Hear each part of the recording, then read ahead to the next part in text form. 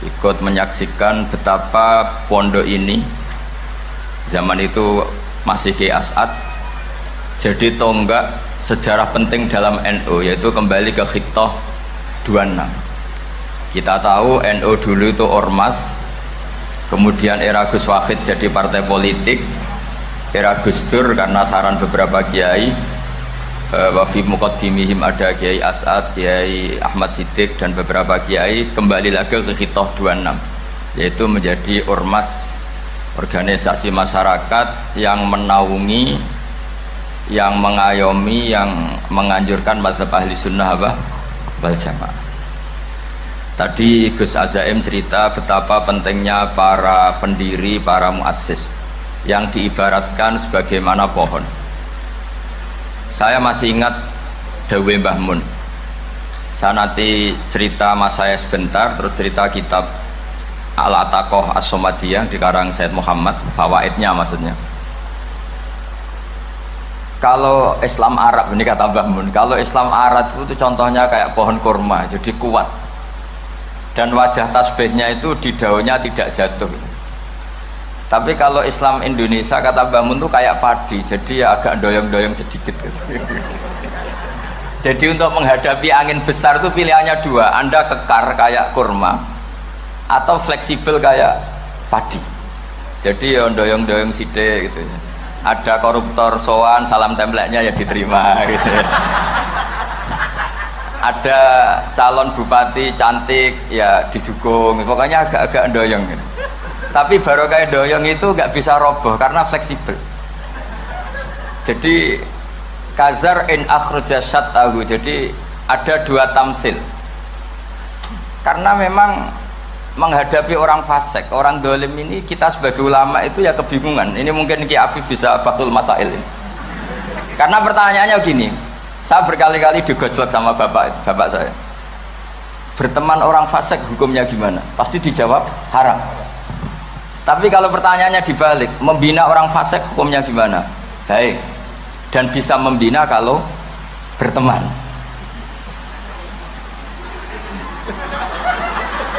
Makanya Gus Azaim pernah bikin seni deh, muktamar seni. Anggap saja madhabnya seperti itu gitu. Jadi ya agak doyong-doyong sedikit. Masa ketop kok berteman orang yang macam-macam. Tapi itu fleksibel. Nyatanya tetap soleh sampai sekarang gitu. Itu berarti itu ya gitu kata Mbah Mun itu.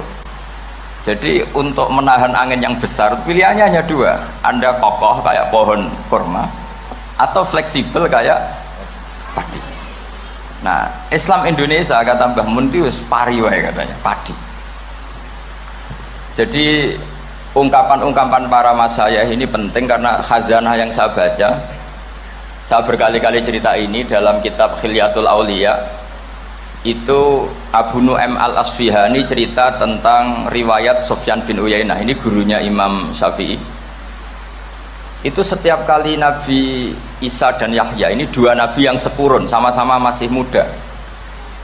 Nabi Yahya itu senengannya dolan ke orang-orang soleh, menyambangi orang-orang soleh. Tentu itu bagus. Tapi kalau Nabi Isa ini suka menyambangi orang-orang yang fasik, orang-orang yang nggak jelas. Ketika dua beliau ini ketemu, tentu yang perlu jawaban Nabi Isa karena kontroversi berteman sama orang-orang yang nggak jelas. Kata beliau, innama ana tabibun udawil mardo. Seorang kiai, seorang nabi, orang yang baik itu ibarat dokter. Di mana-mana dokter tuh ngobati orang yang apa? Sakit. Kalau Anda dokter dan peneliti satu penyakit, pasti cari daerah yang banyak pandeminya. Masa neliti pandemi di orang-orang yang apa? Sehat. Jadi ini juga perlu dibahsul masailkan karena tadi dibolak-balik itu.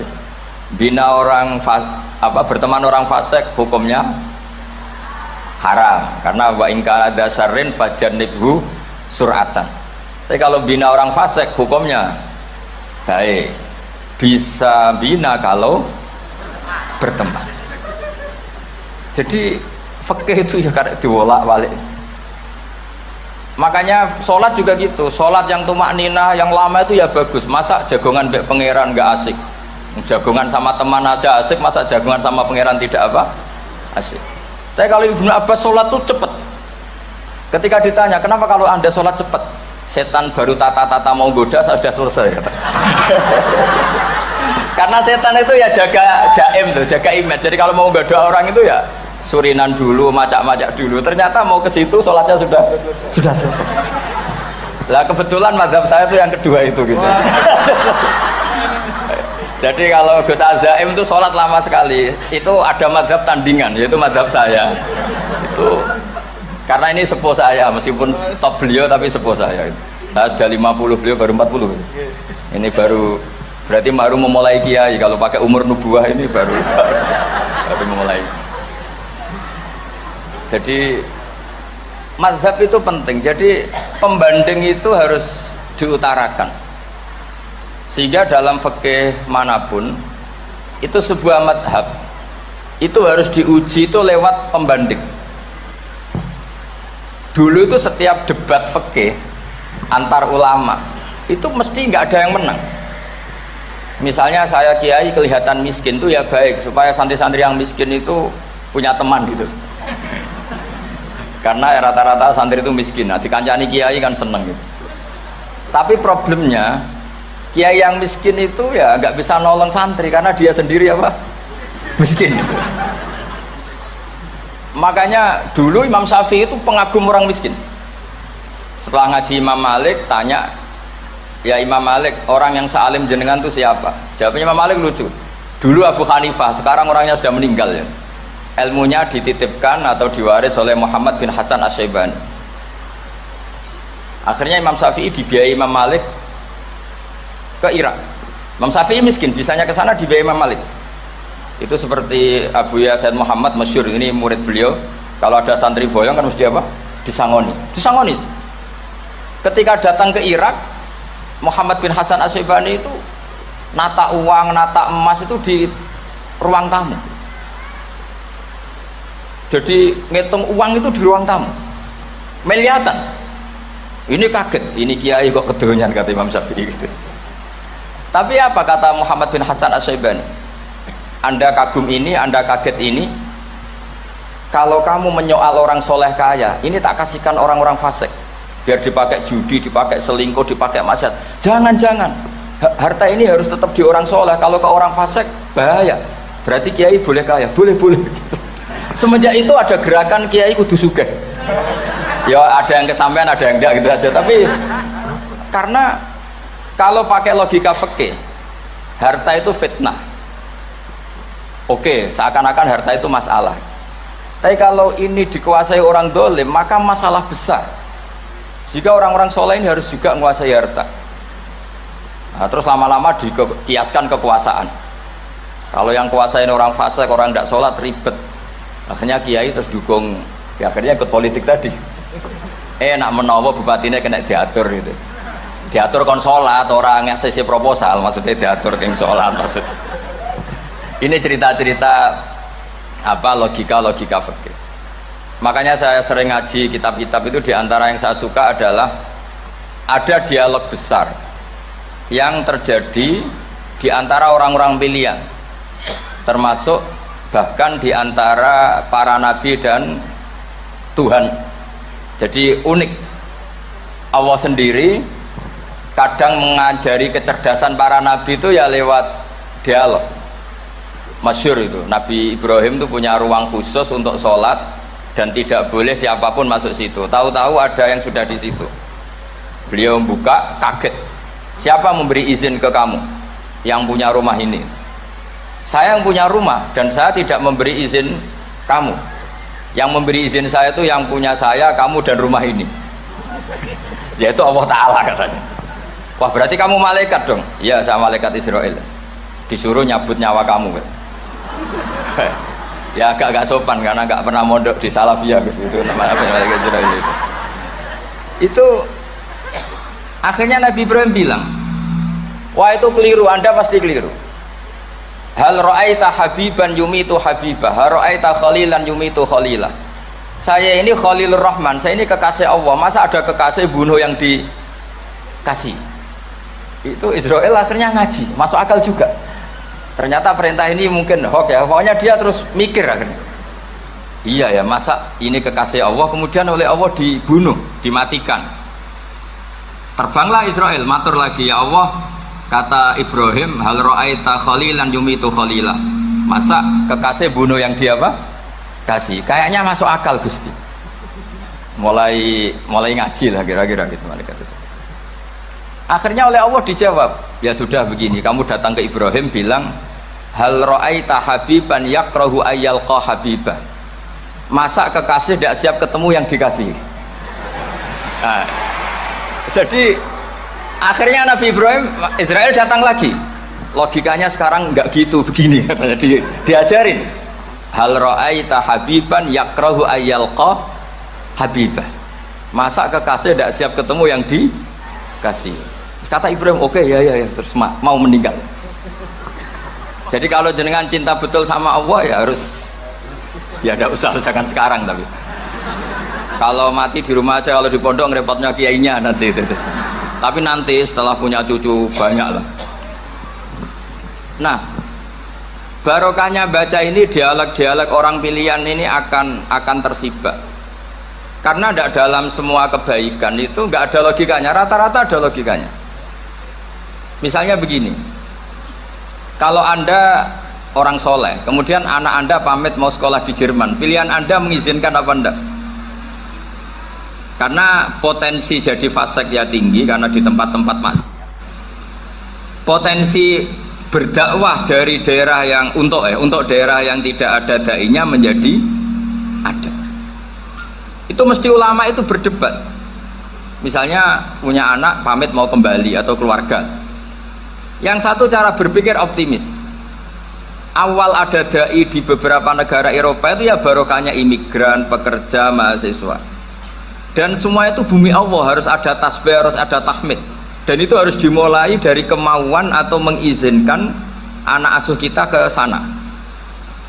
Tapi di sisi yang lain potensi jadi fasik itu tinggi sekali. Wamana iman pas-pasan. Nah hal-hal seperti ini itu pasti jadi perdebatan. Dan kita harus menjawab. Dan tadi kayaknya di semua Basul Masail Pondok Salafiyah jawabnya pede semua, nggak ada ragu, nggak ada khilaf. Baguslah kalau pede. Meskipun nanti mungkin ada ulama lain yang cara berpikir apa? Berbeda. Sehingga ini saya cerita ya. Sehingga di kitab-kitab fikih, misalnya saya kok hidup di Bali sudah punya komunitas ngaji. Itu kok saya pindah ke Sukorejo sini, banyak ulama yang mengatakan haram karena membiarkan bumi Allah yang sudah pernah ada orang yang sujud kemudian ditinggalkan kosong dan kemudian dikuasai orang yang tidak sujud, jadi dianggap itu pembiaran. Jadi banyak di kitab Qalyubi sarahnya Mahalli, jika ada seorang muslim yang hidup di negara orang kafir, dia nyaman, tidak dapat teror, itu nggak boleh lagi pindah ke negara Islam yang sehat. Karena takutnya li Allah yastau lial kafir tilkal buka, supaya bumi itu tidak dikuasai orang kafir. Jadi ini hal-hal yang para fuqaha itu harus berdebat. Karena ini masalah-masalah furu'iyah. Sehingga mulai dulu ya banyak ulama yang nyun sewu berpolitik, mulai Wali Songo sampai sekarang alhamdulillah yang minat banyak. Mungkin bedanya ikhlas sama tidaknya. Tapi kalau saya pernah dikeluhin utusan dari ya komunitas Islam Indonesia itu dulu itu ceritanya banyak yang dari Kamboja. Dari kalau dulu orang cerita itu orang Cempa. Itu setelah di Indonesia besar Wali Songo dan Brawijaya 5 itu sudah mulai oleng, itu singkat cerita mereka berpikir ingin bikin kerajaan apa? Islam di Demak Mintoro dengan raja pertama yaitu Raden Fatah, karena Raden Fatah ini putra Brawijaya. Padahal setelah jadi kerajaan ini era cucu sudah konflik, berebut kekuasaan. Akhirnya sampai jadi Jipang, jadi Jogja, jadi Solo dan seterusnya. Tapi kata Mbah Mun itu tetap barokah kata. Karena orang Islam terus terbiasa mimpin. Sekeliru-keliru sidik sebagai orang Islam biasa mimpin. Sehingga zaman Mbah Hashim ya sudah mimpin Masumi, zaman Ki As'ad pengaruhnya besar, sampai sekarang Kiai-Kiai pengaruhnya besar. Nah barokahnya Kiai-Kiai pengaruh besar ini sampai moral jadi ukuran. Misalnya sekarang ada calon bupati kok nggak sholat itu pasti kalah. Jadi sholat itu jadi tolok ukur untuk calon apa? Bupati. Meskipun mungkin punya efek pura-pura sholat, tapi gak apa-apa lah, sementing moral ini jadi ukuran. Sementara yang di Thailand, di Patani, itu karena dulu pelajarannya tasawuf, itu orang gak ambisi mimpin dunia, tahu-tahu dipimpin, dan akhirnya nyuwun sewu ya saake Islam-Islam yang dulu terlalu tasawuf, karena gak punya pengalaman memimpin, akhirnya lazimnya konsekuensinya hanya dipimpin. Tapi Islam Indonesia beda, karena kulino mimpin itu akhirnya dari orang Islam biasa menjadi Islam yang sholat, sampai Islam yang bisa ngaji itu bisa mimpin negara. Tentu yang paling populer dimulai Gus Dur. Jadi ini sesuatu yang barokahnya istihad para kiai, sementing Islam kulino mimpin. Sehingga di Indonesia itu barokahnya itu, kebaikan itu jadi tolok ukur. Ada orang kok terkenal koruptor atau terkenal nyuwun sewu selingkuh atau terkenal apa, itu pasti tidak jadi, karena moral itu menjadi tolok ukur, dan itu adalah politik para kiai. Jadi ini saya cerita, dan itu negara juga akhirnya untung, karena seleksi agama sama negara itu sama-sama kiai ya bilang negara harus dipimpin orang soleh, negara juga bilang seperti itu. Nah, ketokohan-ketokohan para beliau-beliau ini yang mau lah bekerja sama dengan Umarok. Kita tahu dulu Pak Harto ya rawuh ke sini ketika Muktamar 84, rawuh ke Ki As'ad, ketika mau kembali ke Khittah juga dirembuk oleh ulama dan Umarok, dan akhirnya ini menjadi negara yang alhamdulillah semoga selalu menuju baldatun thayyibatu wa rabbun ghafur. Nah, kemudian di sini saya tabarruk dengan Said Muhammad, gurunya Kiai Haji Azaim.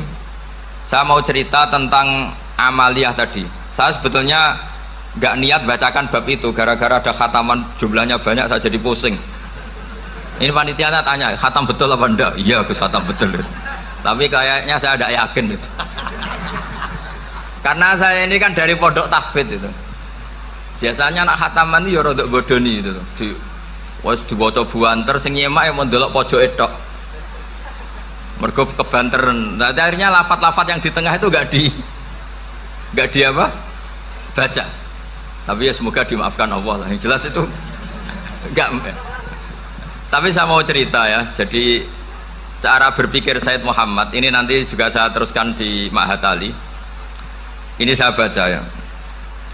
Di antara yang diyakini madhab Malikiyah, ini saya baca saja teksnya. Jadi ada riwayat namanya, kalau Said Muhammad bahasakan itu Ataqoh Somadiyah. Kalau di Indonesia kadang orang bilang Al-Ataqoh Al-Kubro, yaitu dengan membaca surat Ikhlas. Di sini jumlahnya hanya 100 kali, kila 1000 kali. Tadi berapa semua? 700 juta, ini sudah susuk banyak ini. Di sini hanya 40, riwayat lagi 100, 1000. Terus sampean tadi berapa? 800 juta. Wah, ini sudah susuk ini. Itu anak cucu sampean pasti masuk surga itu kalau gitu. Ini saya baca, ini kitabnya Said Muhammad ini. Suratul Ikhlasi wal Itqu minan nar. Akhrajat Tabrani fil Kabir an Fairuz ad-Dailami wa Ibnu Ukhtin Najasi. Waqad khadaman Nabiyya sallallahu alaihi wasallam. Orang ini jadi khadimnya Nabi. Qala Rasulullah sallallahu alaihi wasallam, "Man qara'a qul huwallahu ahad mi'ata marratin fi shalat ghairiha katabahu lahu bara'atan minan nar." Ini hanya berapa ini? Mi'ata marrah. Berarti kalau satu orang itu cukup 100. Tadi sudah untuk 7 turunan tadi, untuk orang berapa? Untuk 7 turunan. Nah, sudah susuk ini, sudah susuk ini. Aduh, ribet ini. Nah, ini tak cari pembenarannya ini supaya keren. Ini di halaman 188 Abwabul Farad. Warwa Ibrahim bin Muhammad al-Khiyari fi fawaitihi an Khudzaifa marfu'an, man qara'a qul huwallahu ahad alfa marratin faqad ishtara nafsahu minallah. Berarti 100, ada riwayat lagi 1000. Nanti tak carikan lagi yang berapa? 1 miliar mungkin. Jangan banyak-banyak. Nah, ini saya baca ya. Wa hadzal adatu huwa al-ma'rufu bi ataqatis somadiyah. Waqat nasso jama'atun mutaakhiril malikiyah ala istihbabi ataqatis somadiyah wa haddu ala qiraatiha wa istimaliha minhum asy-Syaikh Abdus Salam Al-Asmar. Saat terus ini.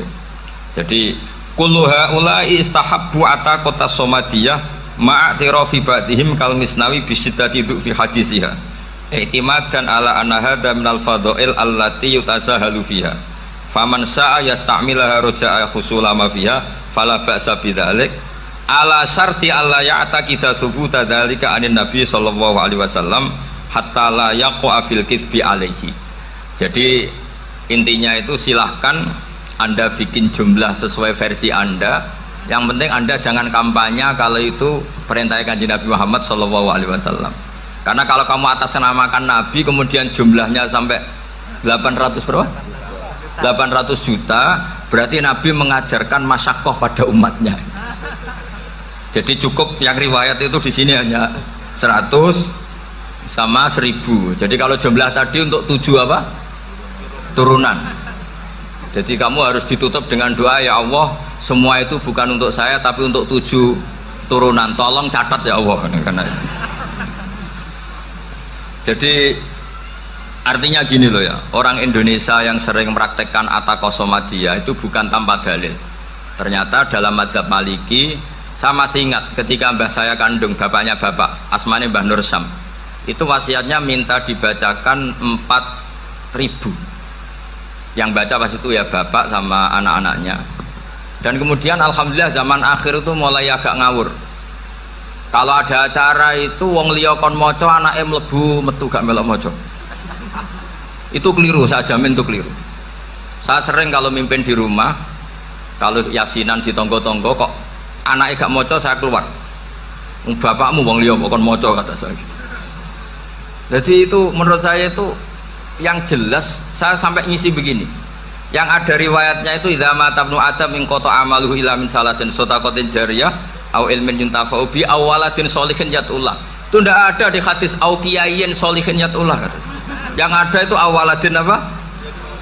Sholihin. Jadi anaknya harus ikut, kalau tidak usah, kata saya. Akhirnya anaknya dawuh nggih Gus nggih. Akhirnya tak kei jagung paling akeh, kula mendet sithik. Wong aku ora anake kok. Kadang-kadang enggak, orang lain baca buahnya, anaknya mau melebu metu mau enggak manggakno tamu mbek rokokan. Itu harus ditobatkan itu. Keliru itu. Karena nasnya bukan awkiyayin sholihin tapi awaladin sholihin. Ini bukan provokator, ini memang iya seperti itu. Nah, terus tentang tadi la ilaha illallah yang didawuhkan Gus Azaim. La ilaha illallah itu penting sekali, cuma saya mohon itu dielmoni lah. Jadi dulu kalimat ini menjadi spesial karena dielmoni, karena dimulai dari fa'lam annahu la ilaha illallah. Terusannya ayat tuh wastaghfir li dzambika walil mu'minina wal mu'minat. Saya ulang lagi ya. Terusannya ayat tuh wastaghfir li dzambika walil mu'minina wal mu'minat. Makanya menurut mazhab Sadili, kamu disuruh baca la ilaha illallah dulu, jangan istighfar dulu. Saya ulang lagi ya. Dalam mazhab Sadiliyah itu la ilaha illallah dulu, nggak boleh istighfar dulu. Alasannya masuk akal. Orang yang kafir 70 tahun itu sekali baca la ilaha illallah itu langsung yughfar lahum ma qad salam. Sehingga la ilaha illallah sendiri sudah punya kekuatan supaya dosa kita diampuni. Qul lil ladzina kafaru iyantahu yughfar lahum ma qad salam. Cara menghentikan kekafiran gimana? Dia melafadzkan la ilaha illallah. Ini kalimat yang begitu saktinya sampai orang yang kafir puluhan tahun itu dosanya semuanya terhapus hanya karena melafadzkan la ilaha illallah. Nah, makanya kata Abdul Hasan Asyadili wastaghfir li dzambika ay biadil kalimat. Seseorang sah di istighfar itu kalau melafadzkan la ilaha illallah. Misalnya ada orang kafir mati kafir, sah nggak anak cucunya mengistighfari dia? Tidak sah karena belum melafadzkan la ilaha illallah. Makanya kata Abdul Hasan Asyadili wastaghfir li dzambika ay bihadil kalimah. Sehingga lafadz ini spesial betul. Tapi kadang-kadang beberapa mursyid cara berpikir lain. Ini kalimat thayyibah harus dibaca orang suci, sehingga mendahulukan apa? Istighfar. Untuk supaya pas ngelafadzkan kalimat thayyibah sudah dalam keadaan apa? Suci. Itu juga masuk akal. Tapi secara meyakinkan saya sendiri lebih mengikuti manhajnya Abil Hasan Asyadili karena alasannya tadi, yang kafir puluhan tahun saja langsung luntur dosanya karena melafadzkan la ilaha illallah. Artinya la ilaha illallah sendiri sudah bagian dari istighfar. Nah, ya tadi buktinya. Fa'lam annahu la ilaha illallah terus wastaghfir lidzambika walil mu'minin. Jadi orang sah diistighfari itu setelah dipastikan sah tauhidnya. Jadi setelah tauhidnya sah yaitu la ilaha illallah baru sah apa? Diistighfari. Sehingga orang kafir, seolah lagi orang kafir yang mati kafir, anak cucunya tidak boleh apa? Tidak boleh menistighfari.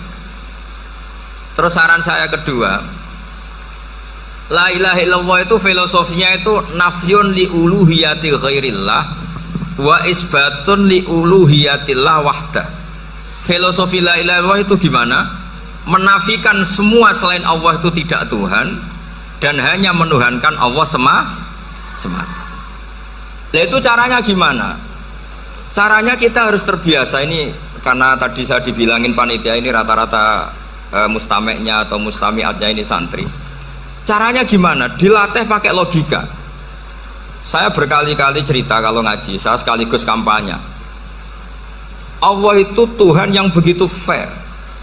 Untuk menjadi Tuhan Allah mempersilahkan, ada kualifikasi Tuhan. Jadi boleh dikompetisikan, itu boleh kata Allah. Gak apa-apa kamu ngaku Tuhan gitu kata Allah.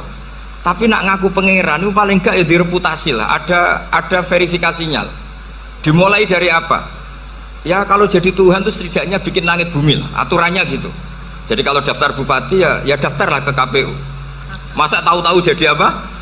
Tuhan kemudian tidak punya prestasi bikin langit bumi. Sehingga Allah itu cara ngendikan itu ya fair. Qul ara'aytum ma tad'una min dunillah aruni madza khalaqu minal ardi am lahum syirkun fis samawati. Coba yang kamu tuhankan selain saya, prestasinya apa? Ketika saya bikin bumi itu apa ikut bikin? Terus am lahum syirkun fis samawati. Kalau bikin langit, kalau nggak bisa ya urun lah gitu. Urun semen apa urun bego, pokoknya urun lah gitu. Urun ora, gawe bumi ora, ngerti-ngerti ngaku dadi pangeran. Kul hatu burhanakum. Jadi ya kan ya lucu kan, misalnya syarat kiai di Salafiyah kan keluarga Kiai As'ad, cucunya ngaji ngalim. Orang keluarga Kiai As'ad tuh aku kiai utama di Salafiyah. Oh mesti dipenjara ya. Lah yo gak gawe langit bumi, gak ada prestasi terus ngaku sebagai apa? Tuhan. Sehingga fair. Makanya saya berkali-kali cerita. Jubair bin Mut'im itu punya anak namanya Muhammad. Ini sudah orang alim, Muhammad bin Jubair bin Mut'im.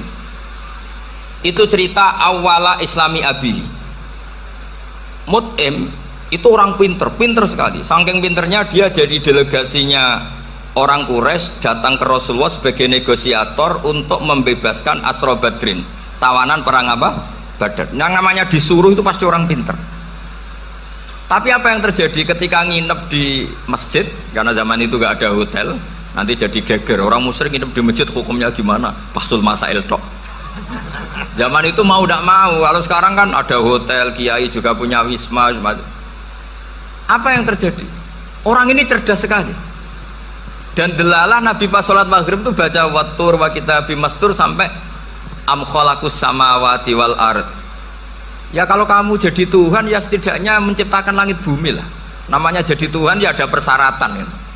Paling tidak punya reputasi menciptakan langit bumi. Atau kalau jadi Tuhan setidaknya reputasinya itu enggak diciptakan yang lain. Am khuliqu min ghairi syai'in. Ini jadi Tuhan kok punya bapak, punya ibu. Ini jadi Tuhan kok lahirnya di bumi, ada tanggal lahirnya, ada tahun. Masa jadi Tuhan kok dulu buminya semuanya walhasil tuh. Akhirnya Nabi ketika salam sholat maghrib dia datang, ya Rasulullah, akalku habis oleh ayat yang barusan kau baca. Sudah saya Islam saja. Argumentasi selain Allah Tuhan itu batal. Itu, nah saya mohon santri-santri Salafiyah itu baca Quran sampai seperti itu. Jadi jangan hanya khataman banyak-banyakan maksudnya. Ini bukan nyindir, ini ngamuk ini. Jadi ya khatamannya tadilah 1000 atau berapa lah, jangan banyak-banyak. Juga kasihan malaikat yang nyatet kan. Wong baru subhanallah alhamdulillah aja di teks hadisnya abad al malaikah gak ditete. Itu baru subhanallah alhamdulillah itu sudah mencapaikan malaikat. Makanya saya wiridan tuh arang-arang kasihan malaikat karena nanti jadi itu ya ada madhabnya itu. Jadi kalau Gus Azaim sholat lama tak saingi sholat cepet itu sama-sama ada madhabnya. Yang cepet kayak saya tadi, setan pas tata-tata mau goda pas rukuk saya sudah itidal, mau goda itidal saya sudah sujud, pusing dia. Tapi jangan tiru, ini madhab yang agak-agak khusus lah, sudah cara orang Madura agak khilaf sih.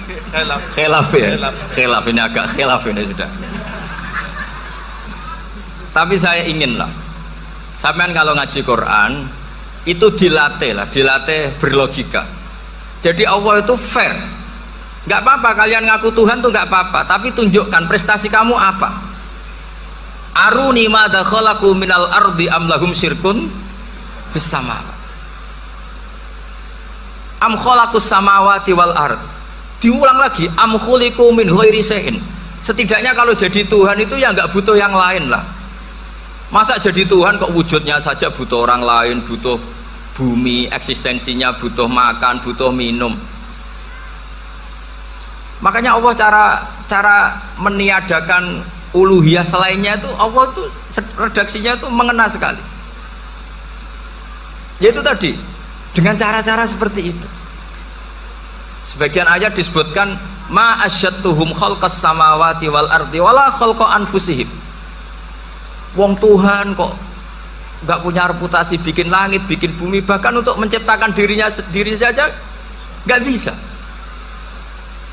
Ya sudahlah, kamu nggak usah ngaku Tuhan, nggak level kata Allah gitu. Akhirnya terus ditemukan Tuhan yang sejati, yaitu wal awwal wal akhir wal zahiru wal batin. Itu yang mut'im ini tadi termasuk orang yang sangat cerdas sekali. Padahal itu bacanya bukan pas basul masail, enggak. Nabi pas sholat maghrib, juga bukan pas ceramah, enggak. Tapi itu didengarkan. Makanya termasuk ini spesial untuk hormat saya kepada Ki As'ad. Makanya saya ini kalau mentasjik santri-santri ini agak sensitif, tapi sudah, saya tidak perlu takut fitnah. Saya termasuk, kenapa saya ingin jadi ahli tafsir, tentu yang membentuk itu Mbah Maimun dan bapak saya. Bapak saya itu hafal Quran kayak hafal Fatihah, saking senengnya Quran. Mungkin bisa kamu saingi itu adalah orang kafir itu bisa paham Quran. Itu sangat menyinggung saya. Orang kafir itu bisa paham Quran. Ketika Umar Islam itu karena mendengar apa coba? Mendengar apa? Quran. Dan itu masih kafir apa sudah Islam? Masih kafir, karena kalimat-kalimat yang di Quran itu begitu jelas, wal kitabil mubin, sehingga didengarkan orang kafir pun tuh ngefek. Makanya ketika Umar datang ke saudari putrinya, kemudian dengar Toha ma anzalna alaikal Qur'an apa litasqa, itu dia terus iman. Begitu juga Mut'im. Itu ketika dengar Nabi baca surat At-Tur ya langsung iman. Makanya kata Ibnu Jarir At-Tabari, kamu jangan pernah bilang gini, syaratnya paham Quran itu harus alim, harus gini. Lah nanti berarti orang kafir punya alasan di depan Allah, ya Allah, engkau ngandani kami dengan Quran yang nggak bisa difahami kecuali alim dulu. Lah saya alim gimana? Nggak pernah mondok gimana? Saya kafir.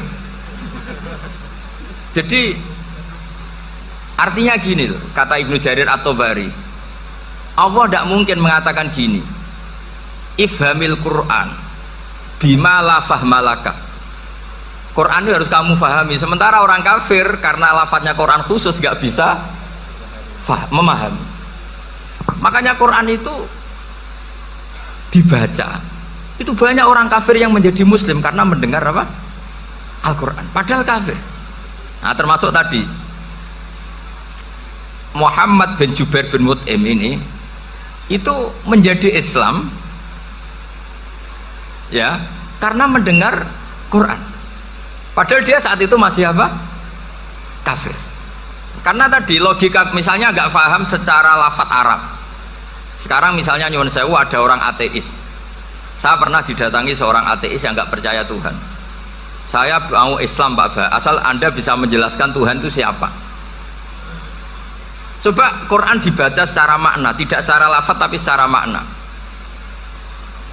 Begini misalnya, ada orang ateis datang ke saya, Pak Ba, saya mau Islam asal Anda bisa menjelaskan Tuhan itu siapa. Terus saya tanya, ini ngajak goblok-goblokan apa pinter-pinteran, kata saya. Terus dia jawab, ngajak pinter-pinteran, Pak. Saya ini doktor katanya. Maksudnya di akademiknya dia doktor, mungkin jurusan matematika atau apa, tapi di ketuhanannya jeblok. Terus tak tanya, kalau ini ada kertas, kamu suka ada rumusnya apa suka ada? Ya suka ada rumusnya. Kenapa ada kertas? Ya karena ada yang bikin. Nah kira-kira berstatus membikin atau membuat itu sesuatunya maujud apa enggak? Ya pasti maujud lah, pasti ada. Ya sudah, anggap Tuhan itu adalah sebab dari semua yang ada. Masa alam yang seperti ini, langit dan bumi ini maujudat, kemudian kamu katakan kholaqohal adam, bahwa alam raya yang maujud ini diciptakan oleh ketiadaan. Ya juga, berarti Tuhan itu ya. Ya itu yang namanya Tuhan. Lah mulai dulu kiai-kiai ngomong gitu kan saya Islam katanya. Jadi kiai-kiai itu kadang-kadang kalau dakwah pokoknya KBU digawe Tuhan. Beda dengan dakwahnya orang-orang mantek.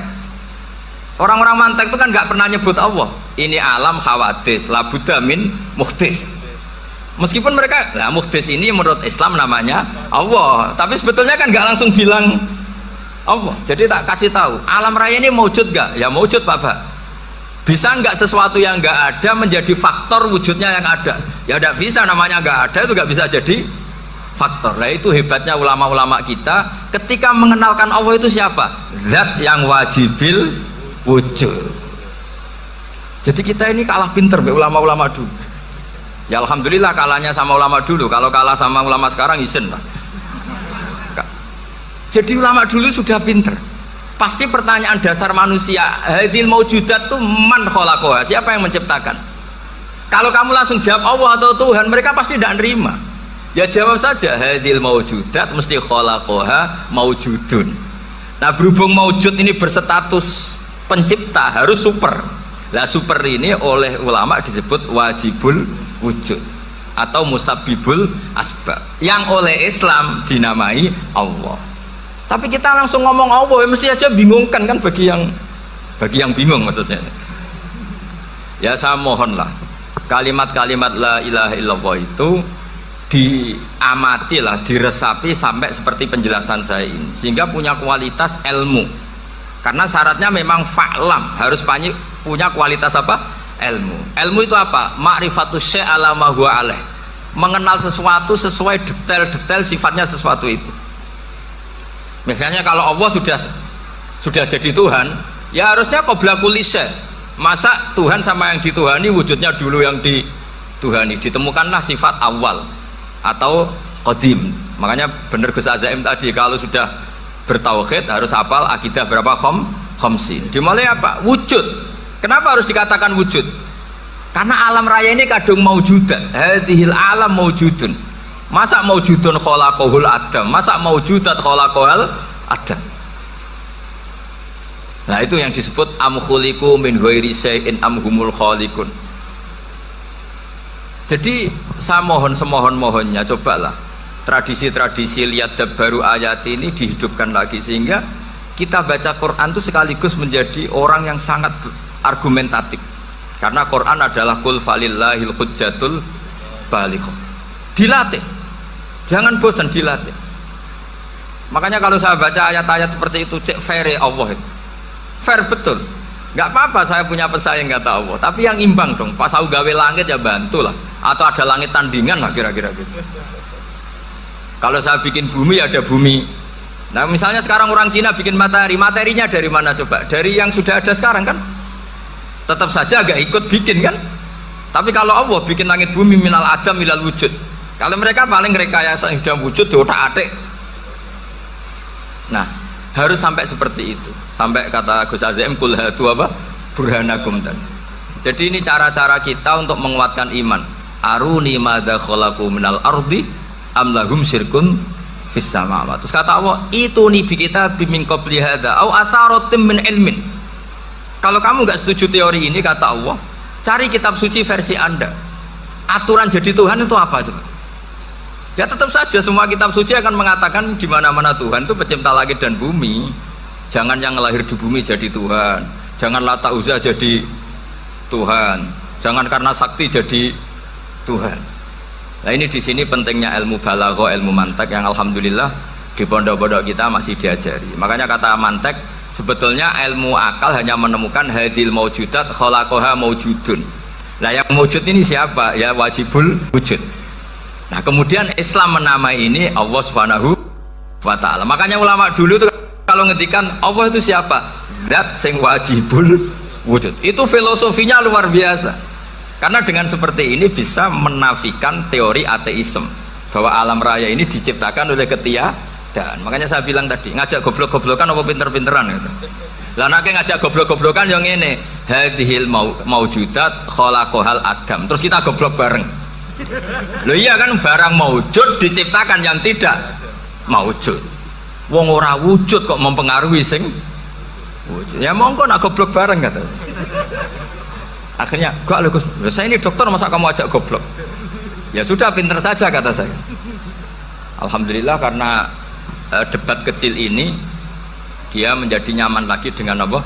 Islam. Memang saya tentu gak bisa disalahkan doktoralnya karena di ilmu yang selain apa? Teologi gitu. Tapi kan polanya dia pasti pinter. Makanya ini sekaligus mengingatkan anak-anak lah. Kecakapan menjelaskan itu harus dilatih karena di antara kelebihannya Quran itu wal kitabil apa? Mubin, yaitu kitab yang punya kemampuan menjelaskan. Ini yang terakhir saya beri contoh. Terakhir ini penjelasan Quran. Dulu orang kafir itu cara berpikir itu begini, Muhammad, urusan kita ini banyak, problem kita banyak. Masa iya urusan yang banyak ini cukup dengan satu Tuhan? Kalau problem banyak ya Tuhannya harus banyak. Ada Tuhan pohon, Tuhan hujan. Ya kayak Cina itu ada Dewi Kuan Im keberuntungan, ada yang sial, yang pokoknya diurus yang banyak lah. Maka mereka bilang aja'alal alihata ilaha wahida inna hadza la syai'un ujab. Ini aneh, urusan banyak kok Tuhannya satu, ini aneh lah. Tapi Nabi secara sabar, dan yang diomongnya orang kafir, tidak anak Mahatali, orang kafir. Jadi nanti kalau anak Mahatali gak paham Quran kebangetan, orang kafir saja paham. Akhirnya Nabi secara santai, secara rileks memberi penjelasan gini. Kalau Anda menjadi buruh, kalau orang Arab dulu bilang abdan, kamu suka nggak punya majikan banyak, perintahnya beda-beda, semuanya memaksa kamu untuk nurut. Sama punya majikan satu yang baik. Ya nggak suka lah Muhammad kalau majikan saya banyak, semuanya berhak merintah saya, nggak enak. Majikannya satu saja. Terus kata Nabi, Tuhanmu itu majikan kamu. Kalau Tuhannya banyak, kamu bingung. Nanti perintahnya banyak. Akhirnya mereka paham. Dan itu segampang itu Allah memberi penjelasan. Dorobawa masalah rojulan. Fihi syuraka umutasakisuna warajulan salamal lirajul hal yastawiyani masalah alhamdulillah. Langsung diberi analogi. Kalau kamu jadi buruh punya majikan banyak yang perintahnya beda-beda, kemudian jadi buruh yang majikannya satu, kamu milih mana? Ya milih satu Muhammad. Ya sudah, kalau Tuhannya banyak, perintahnya banyak, kamu juga bingung. Langsung menjadi faham. Ketika ada orang tidak ikhlas, Nabi cara memberi penjelasan juga gampang. Misalnya saya dikasih uang Gus Azaim 1 juta. Kemudian matur nuwun saya sama Pak Afif. Aneh nggak? Saya ini orang aneh nggak? Orang aneh nggak? Itu Nabi kalau mencontohkan orang tidak ikhlas gitu. Kata Rasulullah, orang tidak ikhlas itu sebagaimana orang beli budak. Min kholisi malih. Budak itu dibeli dari uangnya sendiri. Kemudian fa'amila hadal abdu, budak ini kemudian bekerja dan a'tohullatahu, hasilnya dikasihkan sama orang lain. Terus Nabi memberi percontohan, ayasurrukum ayyakuna abdukum kadzalik. Apa kamu suka kalau budak kamu seperti itu? Dulu orang-orang dulu kan beli budak untuk disuruh bekerja, terus disuruh setor apa hasilnya. Jadi budaknya kamu yang beli, yang biayai. Kalau sekarang mungkin gak ada budak, gini lah, saya nyuruh Zaid, tak kasih mobil, tak kasih bensin, tak kasih uang jalan supaya narik angkot. Hasilnya disuruh ngasihkan saya. Ternyata dikasihkan orang lain dan matur nuwun sama orang. Kamu suka punya budak seperti itu? Ya tidak suka ya Rasulullah. Ya ibaratnya seperti itu. Bumi yang bikin Allah, nyawa kamu yang bikin Allah, semua fasilitas dari Allah. Kemudian kamu menyembah selain Allah. Segampang itu. Dan Nabi telaten sampai dulu yang mayoritas orang kafir menjadi mayoritas Muslim, dan semuanya tanpa paksaan, la ikroha fiddin, karena qad tabayyana rusdu minal ghayy. Nah, cara tabayana gimana? Yaitu punya kemampuan menjelaskan. Wal kitabil apa? Mubin. Ini makanya saya mohon lah. Ini saya mohon semohon-mohonnya anak-anak ini kan kader-kadernya Mbah Samsul Arifin, Mbah As'ad, Gus Fawaid, sekarang Gus Azaim, semuanya harus punya kemampuan wal kitabil apa? Mubin. Sehingga diantara sifatnya Nabi itu fatonah, punya kecerdasan. Nabi itu gak pernah debat kalah, itu meskipun sudah terdesak gak pernah kalah. Pernah Nabi itu ngendikan la adwa wala tiarata, tidak ada penyakit menular. Ada orang yang mungkin kurang suka iseng, ada onta yang sudah gudiken dijejerno sama yang waras, ternyata yang waras jadi gudiken. Akhirnya Nabi diundang lah kira-kira gitu. Ya Rasulullah, kata engkau gak ada penyakit menular, tapi ini onta yang gak gudiken tak jejerkan yang gudiken ikut gudiken, berarti kan menular. Nabi santai jawab, faman jarrobal awal, lalu yang pertama gudiken ketularan siapa katanya. Wah kalau ini asli Nabi, ya sudah seperti itu. Jadi ngiranya dia menang karena yang gudikan pertama nulari yang kedua. Ternyata Nabi tanyanya lagi, faman jarrobal awala, yang gudikan yang pertama siapa? Oh ini asli ya, maksud saya itu. Jadi Nabi itu gak pernah kalah karena Nabi punya apa? Fatona. Jadi saya mohon, ya tadi makanya ini efeknya tuh khatamannya gak boleh banyak-banyak ya. Maksud saya kalau musim khataman ya gak apa-apa, khataman banyak-banyak. Tapi kalau gak musim khataman ya musim-musim tadabbur gitu. Tapi kalau ini musim khataman ya monggo lah. Cuma saya kok kasihan malaikatnya tadi itu kok. Seseorang bertobat. Dulu umatnya Nabi Musa ada yang menyembah anak sapi, ijel itu, harus tobat. Itu tobatnya ekstrim betul. Kalau tobat sekarang kan cukup istighfar sama istighosah. Kalau dulu enggak, liyak tulal bari umingkum al mujrima, yang terbebas dari dosa menyembah anak sapi, membunuh yang terlibat atau pernah menyembah anak sapi. Makanya ayatnya apa? Fatubu ila bari'ikum faqtulu anfusakum. Ya, jadi orang-orang yang pernah menyembah anak sapi itu tobatnya apa? Faqtulu anfusakum. Sebab itu semua ulama berkewajiban menerangkan nasa mansuh. Sampai Sayyidina Ali suatu saat ada mubalek atau ustadz itu ngajar di masjid, ditanya, kamu tahu nasa mansuh enggak? Enggak tahu. Terus kata Sayyidina Ali, berhenti jadi mubalek, lisensinya dicopot.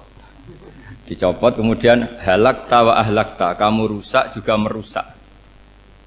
Kenapa demikian? Logikanya begini, semua nabi itu kan panutan. Saya ulang lagi ya, semua nabi itu panutan. Tapi kalau kamu tidak tahu nasaman, so jangan-jangan kamu ikut nabi sebelum kamu, yang nasahnya itu syariatnya sudah apa? Mansukhoh, sudah di nasah. Itu kayak kasus Sunda Wiwitan itu. Itu gak mau punya Nabi Muhammad karena kurang keren, kurang sepuh. Nabinya langsung Nabi Adam. Resikonya adalah beberapa aliran sesat itu, aliran yang kurang benar itu, zaman Nabi Adam kawinan otomatis sama saudaranya. Lalu masa sekarang kita membolehkan kawin sama apa? Kalau sama Nabi Adam mau tidak mau. Karena yang cowoknya ya bin Adam, putrinya binti Adam. Lalu Allah bikin satu sunnah yang suami istri itu harus beda, yaitu satu kandungan itu melahirkan satu pasang. Dan mulai dulu memang pasangannya orang jelek itu orang cantik. Makanya agak sial itu yang perempuan-perempuan itu. Memang mulai dulu gitu, kalau cantik itu kesunatannya dapat jelek gitu.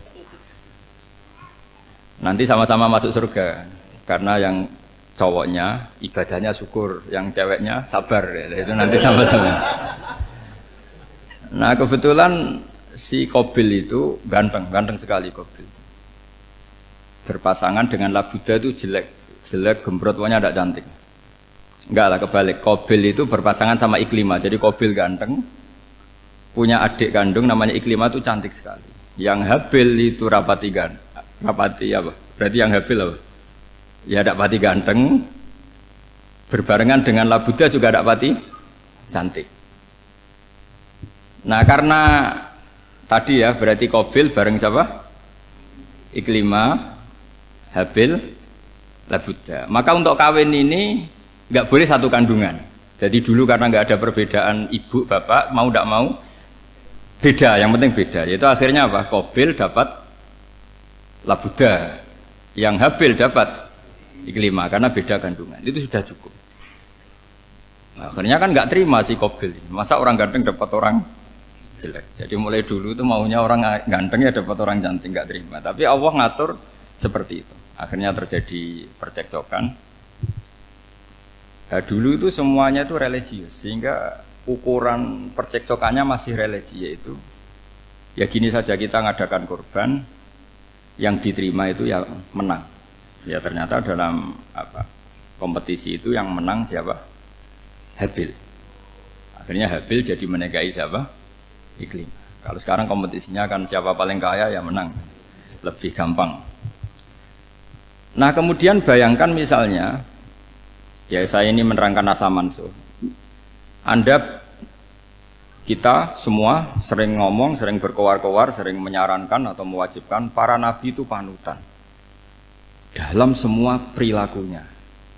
Ternyata ada beberapa perilaku yang sudah dinasakh atau dihapus ketentuannya oleh syariatnya Rasulullah Shallallahu Alaihi Wasallam. Maka mengenali nasakh mansuh itu keharusan dalam ulumul Quran. Ya, makanya Allah mengatakan apa? Manansakh min ayatin aw nunsiha pasti na'ti bi khairim minha aw misli. Jadi saya nerangkan nasakh mansuh itu dua sesi. Satu sesi antar nabi, dua di internal syariatnya apa? Nabi.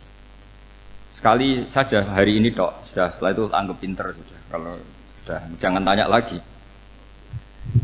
Nah, ada beberapa lagi syariat yang masalah metode. Dulu Nabi Nuh itu dibolehkan oleh Allah saking mangkelnya sama orang kafir. Saya ulang lagi, orang kafir itu kan biadab sekali, nempat buminya Allah, makan rezekinya Allah, kemudian mengkafirkan Allah. Pikirannya Nabi Nuh, orang biadab gini nggak layak hidup, itu pikirannya Nabi Nuh. Kalau dia pakai militer, tidak punya militer, ya pakai langit akhirnya. Pakai kekuatan langit, beliau berdoa, Rabbi la tadzar alal ardi minal kafirina dayyar. Innaka intadzarhum yudillu ibadaka wa la yalidu illa fajirong kafar. Ya Allah, mereka ini orang-orang kafir, padahal pakai bumi engkau, pakai rezeki engkau, matikan semua saja. Jangan sisakan satupun. Karena kalau masih sisa, nanti anak turunnya ya gitu. Gennya gendo ya pasti melahirkan gendo. Gen, wala yalidu illa fajirong kafar. Kalau kamu sisakan pasti melahirkan generasi gendo lagi, kafir lagi. Dituruti sama Allah. Kecuali orang 80 yang ikut Nabi Nuh. Nah, orang 80 yang ikut Nabi Nuh ini selamat karena iman. Maka generasi yang sekarang ini termasuk saya semua ini semuanya turunan orang iman. Maka kita ini punya dua status. Satu, Allah kadang manggil kita ya Bani Adam karena faktanya kita turunan Nabi apa? Adam. Panggilan kedua adalah zurriyataman hamalna ma'nu. Orang-orang sekarang itu pasti turunan orang yang ikut perahunya Nabi Nuh. Jadi nasab kita ini sudah steril. Sudah tidak ada nasab lewat kafir karena yang kafir sudah habis. Semua orang sekarang itu turunan Nabi Nuh, yaitu disebut apa? Zurriyataman hamal nama. Yaitu sekitar orang 80. Nah, oleh Allah Subhanahu wa taala syariat seperti ini pernah dituruti, yaitu akhirnya mereka mati semua kecuali orang 80 yang mukmin. Tapi uniknya Allah apa? Era Rasulullah Shallallahu Alaihi Wasallam, Nabi kita Nabi Muhammad itu diutus rahmatan lil alamin. Ketika Nabi didustakan, diusir, disakiti, malaikat gunung, beberapa malaikat yang ahli adab spesial eksekutor lah kira-kira gitu. Muhammad, kamu bilang saja ke saya, kalau kamu ingin orang-orang Mekah Bujal CS, saya hancurkan. Tapi apa kata Nabi? Saya berharap kalau mereka belum iman, anak cucunya iman. Karena bagaimanapun sperma ya atau calon bayi atau calon keturunan itu kan ada fi aslabir rijal atau fi zuhurir rijal. Jadi kalau dalam ilmu agama itu gen manusia itu disimpan di zuhurir rijal di punggung lelaki. Nanti dipindah ke arhamin nisa. Logikanya gini. Ini dengerin ya. Logikanya gini, misalnya Abu Jahal itu di situ ada orang namanya Ikrimah, itu anaknya Abu Jahal, itu orang mukmin. Akhirnya ya jadi orang alim. Abu Lahab itu di rahimnya di punggungnya ada perempuan namanya Darrah, akhirnya juga orang mukminah. Saya berikan contoh. Khalid bin Walid itu anaknya Walid. Walid itu musuh besarnya Rasulullah, tapi di punggungnya ada orang bernama Khalid. Ini dengerin. Nah di punggung ini Kira-kira Allah sudah tahu apa belum? Jawabannya sudah tahu. Artinya kalau ini mati atau kamu bunuh, kamu sebenarnya nggak bunuh orang kafir saja, bunuh calon orang mukmin yang sekarang masih bersemayam di punggungnya orang-orang kafir. Jadi bisa saja orang yang sedang kafir itu ada sekian calon generasi yang suatu saat mukmin. Itu syariat yang diajarkan ke Rasulullah SAW. Karena kasofnya Nabi, kasof itu satu kondisi di mana seorang Nabi itu dipertontonkan sesuatu yang nggak kelihatan. Itu dalam bahasa Arab kasof atau mukasyafah. Nabi dipertontonkan ternyata banyak orang kafir yang di punggungnya itu ada calon generasi mukmin atau muslim. Akhirnya Nabi gak berani. Jangan bunuh. Mungkin bapaknya ada iman tapi anaknya iman. Betul, Abu Jahal punya anak Ikrimah, Abu Lahab punya anak Darrah, Walid punya anak siapa? Walid. Itu mirip seperti kita. Bapak era sholat, anak ETPK sholat. Akhirnya bapaknya katut sholat. Banyak gak di Indonesia? Bapaknya tidak bisa baca Quran, anaknya hafid. Nah, itu kalau bapaknya kamu habisi, tidak ada yang meselin. Makanya biarkan hidup saja. Nah, artinya gini, andai kan tidak ada ulama yang menerangkan nasa mansuh, dikira syariat Nabi Nuh itu abadan mu'abbadat, selamanya lama. Sehingga main teror sama orang kafir sah berdasar Nabi Nuh. Padahal kita sudah ganti Nabi. Yaitu syariatnya Rasulullah SAW masyhur itu ketika Nabi ngendikan, saya tidak minta mereka dihukum, tapi ya Allah saya minta Allah mahdi qaumi fa innahum la ya'lamun. Mereka kafir itu karena tidak tahu. Sehingga ada periode. Loh kalau perang itu beda, perang itu konteksnya duel, itu tidak harus sama Abu Jahal, Abu Lahab. Ada penjahat mau bunuh kamu wajib perang enggak? Wajib. Penjahatnya meskipun muslim apa harus kafir? Meskipun muslim. Maka kata ulama fikih sebetulnya perang duel itu bukan syariat muslim sama kafir tok. Masih muslim sama muslim, misalnya ada orang mau merkosa istri kamu, terus dia pamit gini, saya muslim loh, beri hak loh. Enggak bisa. Saya penjahat loh, muslim, jadi kamu nggak boleh merangin saya, ngelawan saya kan muslim. Nggak bisa, tetap harus dilawan. Makanya kata ulama-ulama fikih, pertarungan sama musuh itu tidak harus sama orang kafir. Orang muslim pun yang mengganggu kehormatan kita, misalnya mau merkosa istri Anda, itu harus dilawan. Makanya Nabi ngendikan mangkutilah duna mali fahuwa syahid, mangkutilah duna harimi fahuwa syahid. Orang yang mati karena membela kehormatan keluarganya atau hartanya, maka dia mati syahid. Dan penjahat yang mati ini muhaddarun damu, diabaikan sehingga nggak kena kisos, membunuhnya nggak kena. Misalnya ada penjahat mau bunuh kamu duel menang, kamu nggak kena kisos karena ini muhaddarun damu, diabaikan kehormatannya. Padahal dia muslim, apa? Muslim. Ini perlu. Jadi ini mengaji ini agak jelimet tapi gampang. Kan kalau paham nggak paham selesai, jadi anggap aja selesai itu. Sehingga kalau nggak ada nasa mansuh, maka orang selalu berpikir, pokoknya yang penting ikut Nabi. Nah itu bahayanya kalau Anda tidak tahu detail, jangan-jangan syariat yang kamu ikuti itu syariat yang sudah berstatus mansukhoh, telah dicabut. Dan itu banyak. Makanya kata Sayyidina Ali ketika ada orang ngajar nggak tahu nasa mansuh, halakta wa ahlakta, kamu rusak dan merusak orang lain. Seperti tadi pernah ada kawin itu satu turunan, yaitu era Nabi Adam. Masa kita sekarang kawin sama satu turunan, kan nggak mungkin. Ya kan, pernah ada membumi hanguskan orang kafir, yaitu syariatnya Nabi Nuh. Itu dihapus oleh syariatnya Nabi Ibrahim dulu. Yaitu Nabi Ibrahim menghentikan apa? Faman tabi'ani fa innahu minni wa man asoni fa innaka ghafurur rahim. Ya, kalau orang ikut saya ya Allah ya pasti golongan saya. Kalau yang masih maksiat, masih balelo, saya berharap engkau ampuni. Akhirnya banyak orang kafir tobat. Coba era Rasulullah itu semua orang kafir Mekah itu kafir. Nabi belum wafat. Itu sudah ada 114.000 mukmin semua. Jadi Nabi menangi mayoritas orang menjadi mukmin dari mayoritas kafir. Yaitu disebut wara'aitan nasa yadkhuluna fi dinillahi afwaja. Andai kan Nabi Muhammad pakai syariatnya Nabi Nuh, bisa enggak mengislamkan orang sebanyak itu? Enggak bisa kan? Maka ini penting mengenali nasa mansuh. Jadi periode cara wong Jawa maksud no tuntas. Robila tadar itu, pasot tuntas itu, menghabisi itu habis di periode Nabi siapa? Nuh. Syariat itu sudah enggak dipakai lagi. Yang dipakai apa? Faman tabi'ani fa innahu minni wa man asoni fa innaka ghafurur rahim. Lah Nabi Muhammad ini nabi yang kena khitab anit tabi millata Ibrahim Hanifah. Jadi masternya Nabi Muhammad itu mentornya Nabi Ibrahim. Sehingga syariatnya ya faman tabi'ani fa innahu minni wa man asani fa innaka ghafurur rahim. Tidak syariat Rabbi la tadzar alal ardi minal kafirina daya.